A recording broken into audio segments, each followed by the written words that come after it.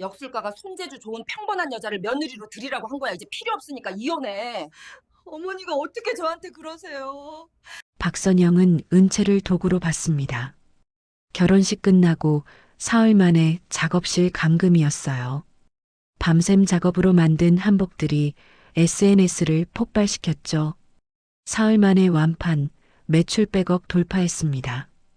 우리 아들 민우가 다 만든 겁니다. 시어머니는 기자들 앞에서 거짓말을 했어요.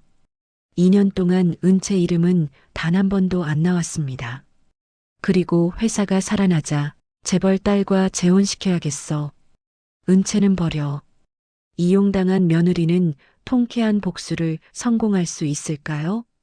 사연 시작 전 무료로 할 수 있는 구독과 좋아요를 눌러주시고 어디서 듣고 계신지 댓글 남겨주시면 그곳으로 행복과 행운이 가득히 다가가기를 바라겠습니다.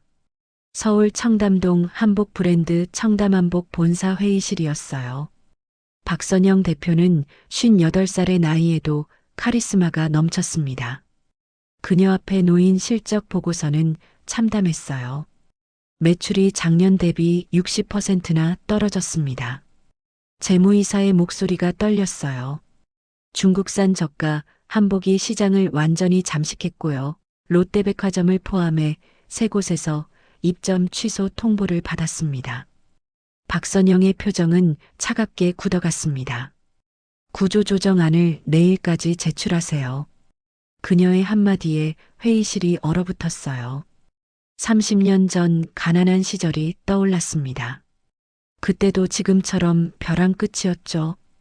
그날 찾아갔던 서촌 골목 깊은 곳의 역술소가 생각났어요. 큰 물 건너 큰 복이 온다. 그 예언 이후 사업은 대박이 났고 청담한복은 전국구 브랜드가 됐습니다. 박선영은 즉시 차를 몰았어요. 서촌 골목은 30년 전 그대로였습니다. 낡은 간판에 역술소라고 쓰여 있었어요. 문을 열자 나이든 역술가가 그녀를 기억하고 있었습니다. 오랜만이구먼. 박선영은 사주팔자를 펼쳐놓았어요. 역술가는 한참을 들여다보더니 입을 열었습니다. 손재주 뛰어난 평범한 여자를 며느리로 들이시오. 그럼 3년 안에 황금기가 올 것이오. 박선영의 눈빛이 달라졌어요. 며느리를 도구로 계산하는 냉정한 시선이었습니다. 집으로 돌아온 그녀는 남편 철호를 마주했어요. 철호는 65살에 은퇴한 초등학교 교사였습니다. 사람을 그렇게 이용하려고요? 철호의 목소리에는 걱정이 묻어났어요. 사업은 전쟁이에요. 가족 모두 먹여 살리려면 어쩔 수 없어요. 박선영은 단호했습니다. 그날 밤 아들 민우를 불렀어요. 33살의 민우는 디자인학과를 나왔지만 재능은 평범했습니다.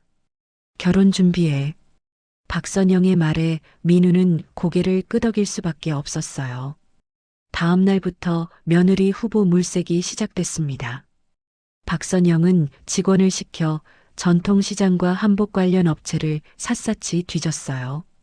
손재주 좋고 집안 배경 없고 순종적인 여자요.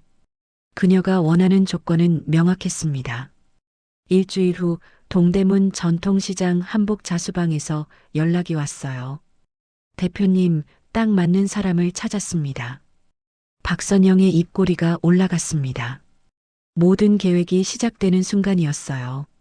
서울 동대문 전통시장 한복 자수방은 비좁았어요. 작은 작업실 안에서 26살의 은채가 묵묵히 자수를 놓고 있었습니다. 흰색 한복 원단 위에 붉은 매화가 피어나고 있었어요. 바늘 끝에서 만들어지는 꽃잎 하나하나가 살아 숨쉬는 듯 했습니다. 은채야, 손님 오셨어. 자수방 주인 아주머니가 불렀어요. 은채가 고개를 들자 우아한 차림의 중년 여성이 서 있었습니다. 박선영이었어요. 맞춤 한복 상담하러 왔는데요. 박선영의 목소리는 부드러웠습니다. 하지만 그녀의 눈은 은채의 손끝을 예리하게 관찰하고 있었어요. 어머, 이 자수 정말 섬세하네요. 박선영이 작업 중인 매화자수를 들여다봤습니다. 감사합니다. 은채는 수줍게 대답했어요. 혼자 다 하세요? 네, 제가 직접 디자인하고 수놓습니다. 박선영의 입꼬리가 살짝 올라갔어요. 바로 이 아이였습니다. 부모님은 뭐 하시는데요? 자연스럽게 신상 정보를 캐기 시작했어요. 아버지, 어머니 두 분 다 시각장애인이세요. 은채의 목소리가 조금 작아졌습니다. 어릴 때부터 제가 손으로 할 수 있는 일을 배웠어요. 박선영은 속으로 쾌재를 불렀어요. 집안 배경도 없고 재능은 뛰어나고 순종적인 성격까지 완벽한 후보였습니다. 다음 주에 우리 회사로 한번 오실래요? 박선영이 명함을 건넸어요. 청담한복 대표이사 박선영. 은채의 눈이 커졌습니다. 청담한복이요? 네, 큰 프로젝트가 있어서 실력 있는 분을 찾고 있거든요. 박선영은 미소를 지었어요. 일주일 후 은채는 청담동 청담한복 본사에 왔습니다. 고급스러운 한복 디자인실이 눈앞에 펼쳐졌어요. 여기서 일하면 정말 좋겠다. 은채는 가슴이 두근거렸습니다. 우리 아들도 소개해 줄게요. 박선영이 민우를 불렀어요. 33살의 민우는 무표정한 얼굴로 나타났습니다. 안녕하세요. 은채가 인사했지만 민우는 고개만 까딱했어요. 민우야, 이번 주말에 같이 등산 갈래? 박선영이 자연스럽게 만남을 주선했습니다. 주말 북한산 등산 모임이 만들어졌어요. 은채는 어색했지만 민우는 착해 보였습니다. 말은 별로 없었지만 나쁜 사람은 아닌 것 같았어요. 한 달 후 박선영은 은채의 집을 직접 방문했습니다. 좁은 반지하 방에서 은채 부모님이 나왔어요. 따님, 정말 훌륭하게 키우셨어요. 박선영은 따뜻한 미소를 지었습니다. 우리 며느리로 삼고 싶습니다. 은채 어머니가 손으로 박선영의 손을 더듬었어요. 정말요? 이런 좋은 집안이 우리 딸을요? 목소리가 떨렸습니다. 은채 아버지도 눈물을 글썽였어요. 은채가 고생이 많았는데 좋은 집으로 시집 보내고 싶었습니다. 박선영은 완벽한 연기를 해냈어요. 그날 밤 은채는 잠을 이룰 수 없었습니다. 부모님 치료비 걱정도 있었고 동생 대학 등록금도 부담이었어요. 민우는 착해 보였고 시어머니도 따뜻해 보였습니다. 이게 내 행운인가 봐. 은채는 결혼을 결심했어요. 석 달 후 청담동 호텔에서 결혼식이 열렸습니다. 한복업계 인사들이 대거 참석했어요. 새 며느리가 우리 가문의 복입니다. 박선영은 하객들 앞에서 화려하게 인사말을 했습니다. 은채는 행복한 미소를 지었어요. 하지만 옆에 선 민우의 얼굴은 여전히 무표정이었습니다. 결혼식이 끝나고 신혼 첫날 밤이었어요. 민우가 갑자기 차갑게 말했습니다. 엄마가 시킨 결혼이야. 기대 안 했으면 좋겠어. 은채는 얼어붙었어요. 무슨 말이야? 목소리가 떨렸습니다. 그냥 형식적으로 살자. 민우는 방을 나가 거실 소파에 누웠어요. 은채는 홀로 남겨진 신혼방에서 눈물을 흘렸습니다. 이게 무슨 결혼인지 알 수 없었어요. 신혼 3일째 아침이었어요. 은채는 시댁 부엌에서 아침 준비를 하고 있었습니다. 박선영이 거실로 나왔어요. 은채 씨, 신혼여행은 나중에 가요. 차가운 목소리였습니다. 회사가 어려운데 무슨 여행이에요? 은채는 당황했어요. 네, 알겠습니다. 오늘 회사 나와요. 내 손재주 좀 봐야겠어요. 박선영은 웃지 않았습니다. 1시간 후 은채는 청담한복 지하 작업실에 있었어요. 좁고 환기도 안 되는 공간이었습니다. 여기서 샘플 작업 좀 해봐요. 박선영이 원단 더미를 가져왔어요. 이번 시즌 신상 한복 20벌 만들어야 해요. 은채의 눈이 커졌습니다. 20벌이요? 왜요? 못해요? 박선영의 눈빛이 날카로워졌어요. 아니요, 하겠습니다. 은채는 고개를 숙였습니다. 그날부터 지옥 같은 나날이 시작됐어요. 아침 6시에 일어나 시댁 밥을 하고 9시부터 밤 11시까지 작업실에 앉아 있었습니다. 식사도 작업실에서 했어요. 민우는 출퇴근만 하고 아내에게 전혀 관심이 없었습니다. 일주일 후 은채가 첫 작품을 완성했어요. 연꽃 자수가 놓인 저고리였습니다. 꽃잎 하나하나가 살아 움직이는 듯 했어요. 다음 날 아침 출근한 직원들이 작품을 보고 탄성을 질렀습니다. 이게 뭐예요? 완전 예술이잖아요. 이런 자수는 처음 봐요. 디자인 팀장이 흥분해서 말했어요. 박선영은 속으로 쾌재를 불렀습니다. 역술가의 말이 맞았어요. 하지만 겉으로는 무덤덤했습니다. 그냥 기본은 하네요. 은채의 얼굴이 굳었어요. 다음 작품 시작하세요. 박선영은 돌아섰습니다. 한 달이 지났어요. 은채는 밤샘 작업을 수없이 했습니다. 손가락에는 바늘 자국이 가득했어요. 월급날이 왔습니다. 박선영이 작은 봉투를 건넸어요.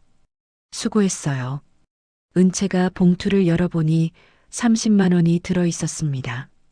시장 알바비보다 적었어요. 이게요?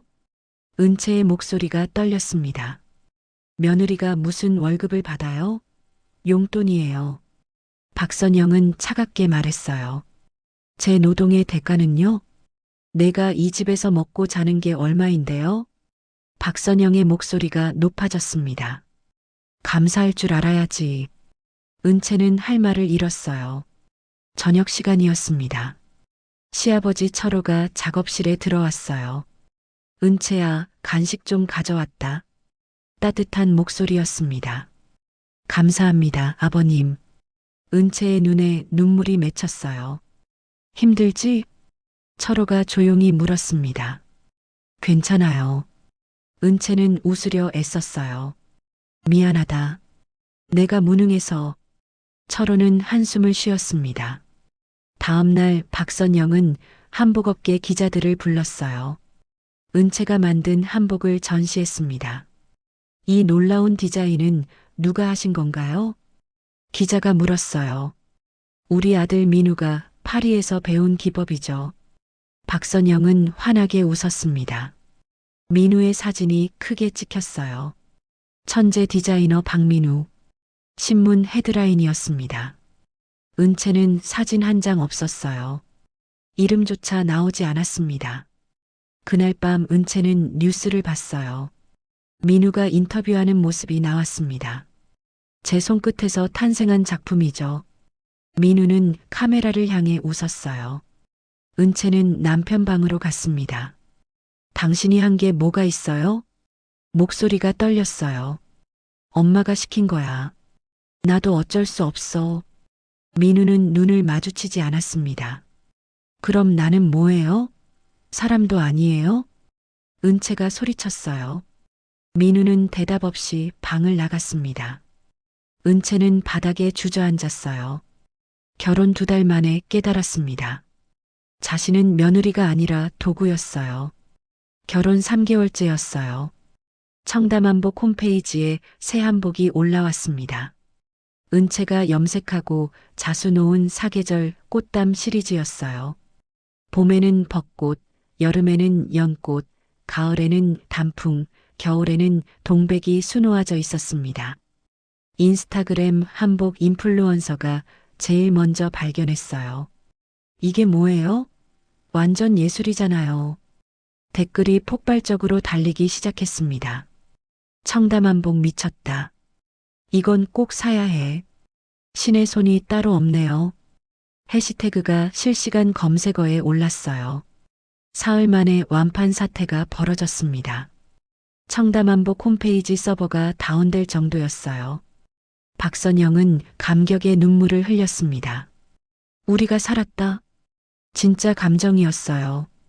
직원들을 긴급 소집했습니다. 추가 제작 들어가요. 빨리요. 박선영이 소리쳤어요. 은채를 작업실로 불렀습니다. 2배 빨리 만들어야 해요. 네. 은채가 놀라 물었어요. 주문이 밀려 있어요. 서둘러요. 박선영은 돌아섰습니다.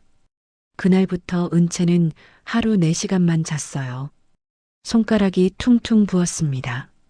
일주일 후 한복 잡지 기자가 찾아왔어요. 이 놀라운 디자인은 누가 하신 건가요? 기자가 카메라를 들었습니다. 우리 아들 민우죠. 박선영이 환하게 웃었어요. 파리 유학 시절 배운 기법을 접목했답니다. 거짓말이었습니다. 민우의 사진이 크게 실렸어요. 천재 디자이너 박민우, 한복의 미래를 열다. 기사 제목이었습니다. 은채의 이름은 어디에도 없었어요. 한 달 후 롯데백화점 본점에서 VIP 행사가 열렸습니다. 청담한복 특별 전시회였어요. 은채는 뒷방에서 현장 수선 작업을 했습니다. 고객들이 밖에서 웅성거렸어요. 박민우 디자이너 어디 계세요? 사인 받고 싶어요. 민우는 샴페인을 들고 사교를 했습니다. 한 고객이 급히 수선이 필요하다며 왔어요. 은채가 10분 만에 완벽하게 고쳤습니다. 고객이 감탄하며 나갔어요. 민우 디자이너 손재주 정말 대단하시네요. 밖에서 들리는 목소리였습니다. 은채는 쓴웃음을 지었어요. 2달 후 청담한복이 파리 한복 박람회 초청을 받았습니다. 박선영이 은채를 불렀어요. 당신은 집에서 작업해요. 네. 민우만 데리고 갈 거예요. 박선영은 단호했습니다. 추가 주문 들어온 거 만들어놔요. 은채는 할 말을 잃었어요. 박선영과 민우는 파리로 떠났습니다. 은채는 텅 빈 집에서 홀로 바늘을 들었어요. 파리 박람회는 대성공이었습니다. 코리언 트러디셔널 아트, 프랑스 바이어들이 환호했어요. 현지 뉴스에도 나왔습니다. 은채는 뉴스로만 그 광경을 봤어요. 결혼 2년이 되었습니다. 청담한복은 완전히 회복했어요. 전국 백화점 13곳에 재입점했습니다. 직원도 30명에서 80명으로 늘었어요. 명동과 인사동에 플래그십 스토어가 오픈했습니다. 연매출 100억을 돌파했어요. 모든 것이 은채의 손에서 나온 작품 덕분이었습니다. 하지만 공식적으로는 박민우 수석 디자이너의 공이었어요. 은채의 하루는 지옥 같았습니다. 아침 6시에 일어나 시댁 밥을 하고 9시부터 밤 11시까지 작업실에 앉아 있었어요. 저녁 식사 후 설거지와 청소를 했습니다. 자정 넘어서야 잠자리에 들었어요. 친구들과 연락이 끊겼습니다. 부모님도 가끔만 통화했어요. 은채야, 괜찮니? 어머니가 걱정스럽게 물었습니다. 네, 잘 지내요.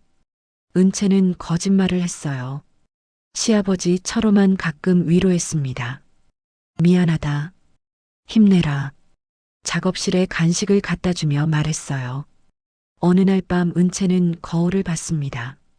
2년 전과는 완전히 다른 얼굴이었어요. 눈빛이 죽어 있었습니다. 나는 누구지? 스스로에게 물었어요. 대답은 없었습니다. 결혼 2년 6개월째였어요. 청담한복은 완전히 안정됐습니다. 박선영은 고급 레스토랑에서 누군가를 만나고 있었어요. 서지혜, 35살의 재벌 2세였습니다. 청담한복 정말 대단하시더라고요. 서지혜가 우아하게 미소 지었어요. 감사합니다. 박선영도 웃었습니다. 사실 지분 인수에 관심이 있어요. 서지혜의 말에 박선영의 눈빛이 반짝였어요. 투자 규모가 어느 정도인가요? 300억 정도 생각하고 있어요. 박선영은 속으로 환호했습니다. 근데 박민우 디자이너요. 서지혜가 잠시 멈췄어요. 기혼이시죠? 박선영이 순간 당황했습니다. 그게요. 제가 관심 있는 건 사업이기도 하지만요. 서지혜가 조용히 말했어요. 민우 씨도 마음에 들어요. 박선영은 즉시 계산하기 시작했습니다. 집으로 돌아온 밤이었어요. 박선영은 서재에 앉아 전자계산기를 두드렸습니다. 집은 30% 매각하면 200억. 혼잣말이었어요. 서지혜와 결혼하면 500억 투자 가능. 손가락이 빠르게 움직였습니다. 은채는 이제 필요 없어. 차갑게 중얼거렸어요. 회사는 이미 안정됐고 더 큰 기회가 왔어. 다음 날 박선영은 변호사 사무실을 찾았습니다. 며느리와 이혼시키려고 하는데요. 재산은 한 푼도 안 가게 하고 싶어요. 변호사가 서류를 넘겼어요. 결혼 2년이면 재산분할 청구권이 있습니다. 회사 자산은 결혼 전부터 있던 거예요. 박선영이 반박했습니다. 그래도 위자료는 피할 수 없습니다. 변호사가 말했어요. 합의 이혼이 최선입니다. 최소 금액으로 합의하세요. 알겠어요. 박선영은 고개를 끄덕였습니다. 그날 저녁 민우를 불렀어요. 내 인생 생각해봐. 박선영이 말했습니다. 서지혜 씨 같은 여자 놓치면 평생 후회해. 그래도 이혼은요? 민우가 머뭇거렸어요. 은채가 뭘 해줬어? 박선영의 목소리가 날카로워졌습니다. 지혜 씨는 500억을 가져와. 민우는 결국 고개를 끄덕였어요. 엄마 뜻대로 할게요. 다음 날부터 박선영은 증거를 만들기 시작했습니다. 회사 내부 서류에서 은채 이름을 의도적으로 삭제했어요. 디자인 저작권 전부 박민우. 새 문서를 작성했습니다. 은채가 만든 샘플북 일부를 몰래 폐기했어요. 법적 분쟁에 대비한 치밀한 준비였습니다. 은채는 뭔가 이상함을 느끼기 시작했어요. 작업실 출입이 제한됐습니다. 보안상 이유예요. 직원이 말했어요. 새 프로젝트 회의에서도 배제됐습니다. 박선영의 태도가 더욱 냉랭해졌어요. 요즘 필요한 작업이 없네요. 박선영이 차갑게 말했습니다. 그냥 집안일이나 하세요. 은채는 불안했어요. 시아버지 철호가 걱정스럽게 물었습니다. 무슨 일 있는 것 같은데. 모르겠어요, 아버님. 은채의 목소리가 떨렸어요. 어느 날 밤 은채는 박선영의 서재 앞을 지나갔습니다. 문틈으로 목소리가 새어나왔어요. 이혼 합의서 준비됐어요? 변호사 목소리였습니다. 은채는 얼어붙었어요. 네, 다음 주 일요일에 통보하겠습니다. 박선영의 목소리였습니다. 은채는 조용히 자기 방으로 돌아왔어요. 가슴이 터질 것 같았습니다. 역시 그랬구나. 눈물이 흘러내렸어요. 나는 처음부터 사람이 아니었어. 손으로 입을 막았습니다. 이용만 당하고 버려지는 거였구나. 밤새 잠을 이룰 수 없었습니다. 일요일이 다가오고 있었어요. 일요일 아침이었어요. 박선영이 거실로 나왔습니다. 모두 거실로 나오세요. 차가운 명령이었어요. 은채는 불안한 마음으로 거실로 갔습니다. 박선영, 민우, 철호가 이미 앉아 있었어요. 테이블 위에 서류가 놓여 있었습니다. 이혼합의서였어요. 이게 뭐예요? 은채의 목소리가 떨렸습니다. 은채 씨, 우리 가족과는 여기까지예요. 박선영이 냉정하게 말했어요. 민우는 더 나은 배우자를 만나야 해요. 제가 뭘 잘못했어요? 은채가 소리쳤습니다. 잘못은 없어요. 박선영이 차갑게 웃었어요. 그냥 필요 없어진 거예요. 은채는 숨이 막혔습니다. 처음부터 당신은 도구였어요. 박선영의 목소리에 감정이 없었어요. 역술가가 손재주 좋은 여자 데려오라 해서 데려온 거예요. 은채는 믿을 수 없었습니다. 그럼 저는 사람이 아니었어요? 눈물이 쏟아졌어요. 민우를 바라봤습니다. 당신은요? 당신도 이게 맞다고 생각해요? 은채가 물었어요. 민우는 고개를 숙인 채 아무 말이 없었습니다. 2년 동안 나는 당신 아내였잖아요. 은채의 목소리가 떨렸어요. 민우는 여전히 침묵했습니다. 시간 낭비하지 말고 서명하세요. 박선영이 펜을 내밀었어요. 제가 만든 작품들은요? 은채가 물었습니다. 제 노동은요? 그때 정장을 입은 남자가 들어왔어요. 변호사였습니다. 모두 회사 자산입니다. 변호사가 차갑게 말했어요. 디자인 저작권은 전부 박민우 명의예요. 은채는 허탈하게 웃었습니다. 위자료 1,000만 원입니다. 변호사가 서류를 넘겼어요. 이것도 시어머니 자비예요. 1,000만 원이요? 은채의 목소리가 나왔어요. 그때 철호가 벌떡 일어났습니다. 이건 아니야. 철호가 소리쳤어요. 당신은 빠져요. 박선영이 남편을 노려봤습니다. 은채야, 미안하다. 철호의 목소리가 떨렸어요. 내가 무능해서 이렇게 됐구나. 철호가 은채에게 다가왔습니다. 몰래 봉투를 쥐어줬어요. 이거라도 받아라. 은채는 봉투를 받았습니다. 나중에 확인해 보니 통장이었어요. 3,000만 원이 들어 있었습니다. 철호가 몰래 모은 돈이었어요. 짐 싸세요. 박선영이 차갑게 말했습니다. 은채는 방으로 갔어요. 캐리어에 옷가지를 넣었습니다. 작업실로 가려 했지만 문이 잠겨 있었어요. 제가 만든 샘플 하나만 가져가면 안 돼요? 은채가 물었습니다. 그것도 회사 자산이에요. 박선영이 막아섰어요. 제가 직접 산 천과 실로 만든 건데요. 증명해봐요. 박선영이 비웃었습니다. CCTV 다 지웠어요. 은채는 할 말을 잃었어요. 하지만 하나는 챙겼습니다. 집에서 개인적으로 그린 자수 노트였어요. 디자인 스케치와 자수 기법이 적혀 있었습니다.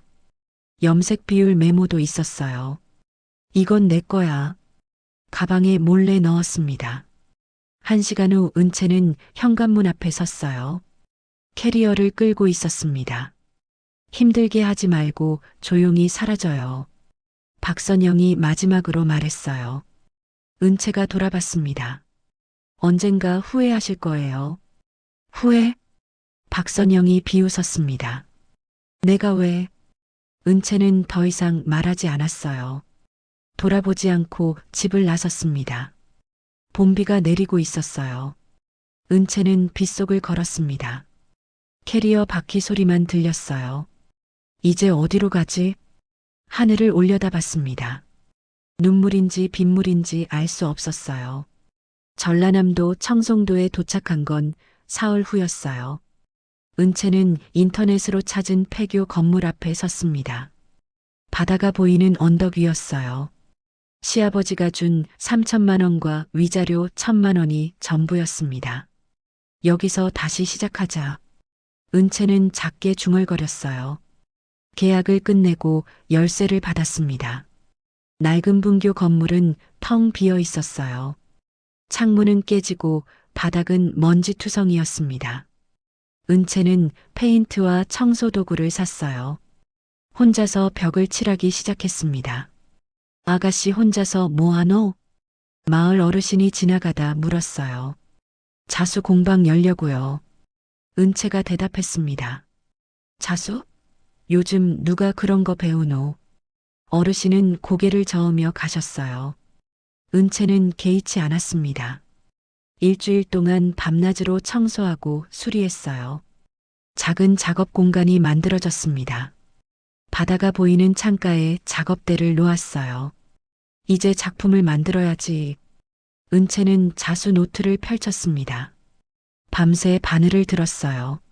섬마을 풍경을 자수로 놓기 시작했습니다. 푸른 바다와 붉은 동백꽃이었어요. 아침 햇살에 작품이 반짝였습니다. 마을 이장님이 우연히 들렀어요. 어머, 이게 뭐고? 작품을 보고 눈이 커졌습니다. 우리 마을이네. 이거 팔면 관광객들이 좋아하겠는데. 이장님이 감탄했어요. 은채는 처음으로 웃었습니다. 다음 날 SNS 계정을 만들었어요. 섬마을 자수공방이라는 이름이었습니다. 청담한복 시절 이름은 절대 언급하지 않았어요. 전통 자수를 배우고 싶은 분들께 첫 게시물을 올렸습니다. 작품 사진과 함께였어요. 조회수는 50이었습니다. 실망스러웠지만 포기하지 않았어요. 주말에 섬 여행 온 여성 2명이 찾아왔습니다. 자수 체험 되나요? 30대 초반으로 보이는 여성들이었어요. 네, 기본 바늘단부터 가르쳐 드릴게요. 은채가 환하게 웃었습니다. 2시간 동안 정성껏 가르쳤어요. 와, 제가 만든 거 맞아요? 손님들이 신기해했습니다. 정말 힐링되네요. 체험비 3만 원을 받았어요. 생애 첫 자력 수입이었습니다. 감사합니다. 은채의 목소리가 떨렸어요. 손님들은 인스타그램에 후기를 올렸습니다. 힐링, 섬여행, 자수체험, 감성카페 아님 진짜 장인. 해시태그와 함께였어요. 다음 주말 예약 문의가 5건 들어왔습니다. 은채는 가슴이 벅찼어요. 마을 어르신들과도 가까워졌습니다. 저녁 반찬을 얻어먹기도 했어요. 대신 어르신들 옷을 수선해드렸습니다. 아가씨 손이 보물이요. 어르신들이 좋아했어요. 마을 축제 때 부스 하나 내봐. 이장님이 제안했습니다. 감사합니다. 은채가 고개 숙여 인사했어요. 밤늦게 혼자 작업하다 눈물이 났습니다. 청담한복 시절이 떠올랐어요. 그래도 이제 이건 내 거야. 바늘을 쥐었습니다. 누가 가져갈 수도 빼앗을 수도 없어. 새벽까지 자수를 놓았어요. 3개월이 지났습니다. 서울에서 이메일이 왔어요. 결혼식 한복 맞춤 가능한가요? 고객이 참고 사진을 보냈습니다. 은채가 청담한복 시절 만든 작품이었어요. 이런 느낌으로 만들어주세요. 은채는 쓴웃음을 지었습니다. 내가 만든 걸 보고 나한테 주문하네. 좋아요. 더 잘 만들어 드릴게요. 답장을 보냈어요. 작업 과정을 영상으로 찍어 SNS에 올렸습니다. 장인의 손끝에서 태어나는 예술. 댓글이 달렸어요. 팔로워가 10,000명을 넘었습니다. 이분 혹시 청담한복 디자이너 아니에요? 누군가 물었어요. 은채는 답하지 않았습니다. 그냥 작업만 보여줬어요. 바다를 바라보며 자수를 놓는 은채의 얼굴은 평화로웠습니다. 1년이 흘렀어요. 섬마을 자수공방은 예약이 3개월씩 밀려 있었습니다. 맞춤 한복 주문이 월 20건이 넘었어요. 자수 클래스는 주말마다 만석이었습니다. 은채는 마을 청년 2명을 고용했어요. 월 수익이 1,000만 원을 넘었습니다. 서울 유명 갤러리에서 연락이 왔어요. 개인전 열어보시겠어요? 큐레이터의 목소리였습니다. 은채는 처음엔 망설였어요. 제가 서울에요? 두려움이 있었습니다. 당신 작품은 예술이에요. 많은 사람이 봐야 해요. 큐레이터가 설득했어요. 은채는 결국 수락했습니다. 내 이름으로 하는 거니까. 용기를 냈어요. 한편 청담한복은 위기에 빠져 있었습니다. 은채 없이 1년이 지났어요. 민우 혼자 디자인한 신상 한복은 모두 실패했습니다. 영혼이 없어요. 예전만 못하네요. 고객들의 혹평이 쏟아졌어요. 매출이 다시 급락했습니다. 박선영은 초조했어요. 뭐가 문제야? 민우에게 소리쳤습니다. 엄마, 사실요. 민우가 떨리는 목소리로 말했어요. 다 은채가 만든 거였어요.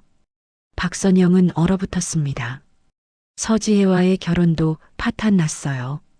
투자 취소할게요. 서지혜가 차갑게 말했습니다. 회사가 망해가잖아요. 민우 씨한테도 실망이에요. 500억 투자는 물거품이 됐어요. 박선영은 패닉에 빠졌습니다. 서울 인사동 갤러리였어요. 은채의 개인전 개막식이 열렸습니다. 제목은 섬에서 피운 꽃이었어요. 30점의 자수 작품이 전시됐습니다. 언론과 한복업계 인사들이 대거 참석했어요. 이게 진짜 예술이다. 살아 숨쉬는 작품이네요. 찬사가 쏟아졌습니다. 박선영과 민우가 몰래 들어왔어요. 초대받지 않았지만 소문을 듣고 왔습니다. 은채의 작품을 보는 순간 경악했어요. 이거 우리가 빼앗은 그 실력이잖아.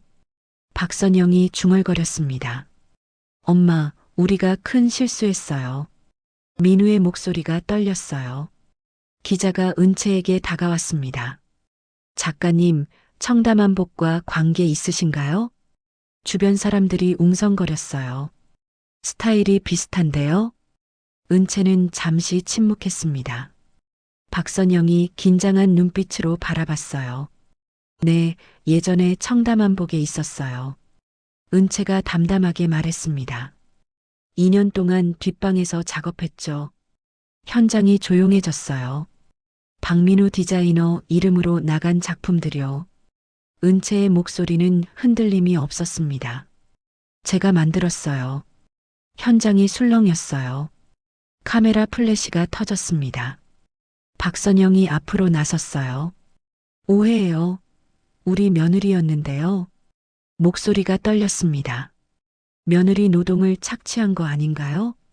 기자가 날카롭게 물었어요. 착취까지는 아니고요. 은채가 조용히 말했습니다. 그냥 이용당했죠. 박선영의 얼굴이 하얗게 질렸어요. 민우는 구석에서 고개도 못 들었습니다. 그때 철호가 조용히 들어왔어요. 제가 증인입니다. 은채가 깜짝 놀랐습니다. 아버님요? 이 아이가 만든 작품들 제가 다 봤어요. 철호의 목소리가 울렸어요. 청담한복은 이 아이 덕에 살아난 거예요. 다음 날 뉴스가 터졌습니다.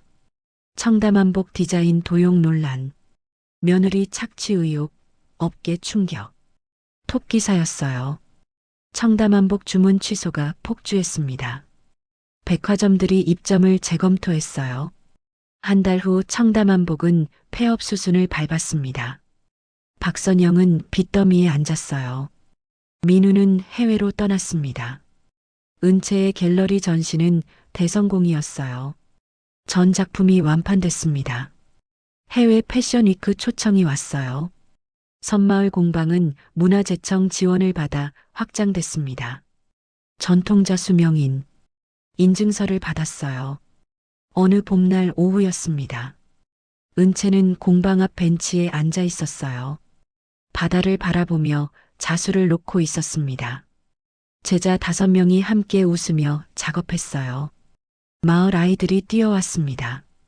선생님, 환하게 웃는 아이들이었어요. 은채도 환하게 웃었습니다. 이제 진짜 내 인생이야. 바람이 불어왔어요. 바다 냄새가 났습니다. 은채는 다시 바늘을 들었어요. 행복한 미소를 지으며 자수를 놓았습니다. 진짜 복덩이는 이용당하는 사람이 아니었어요. 자기 힘으로 일어서는 사람이었습니다.